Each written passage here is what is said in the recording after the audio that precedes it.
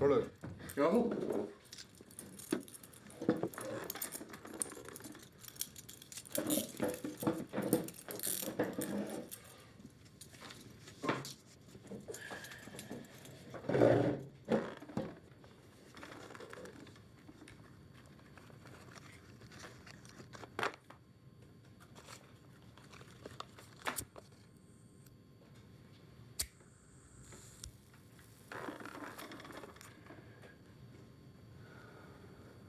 Holberg var funnet deir.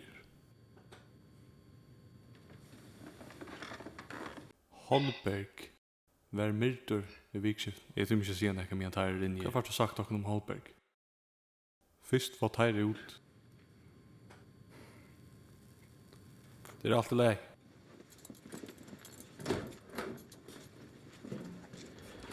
Hva var det til å lære deg? Hvordan hever hun der nere? Og han? Fysa. Gjøres du at vattla. Hvordan var han drypen? Han var slien i høtt. Vi hemmar da. Öskobacka. Öskobacka. Hva hände vi Gretar?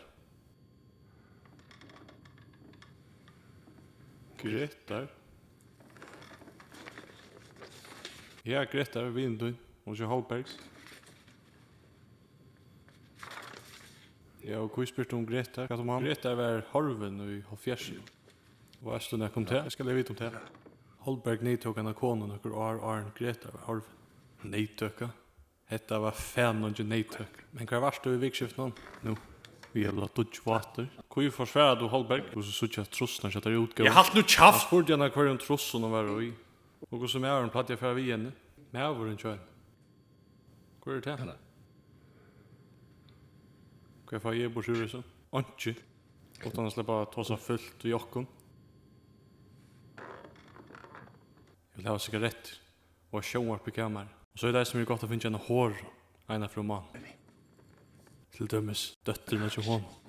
De sier fisan til henne. Jeg er så bleik som ei svoin. Boiligasta kjøtt i boinen.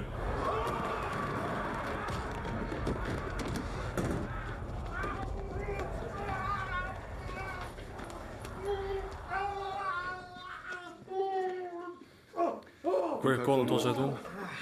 Hva er konen tog seg om? Jeg synes helvetes fan.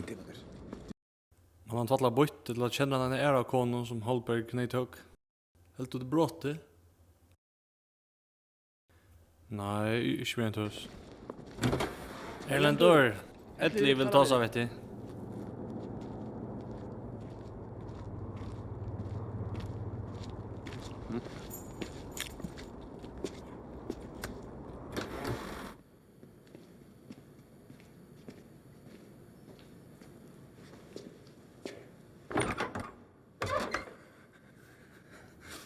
Jeg skal fortelle deg hva du vet.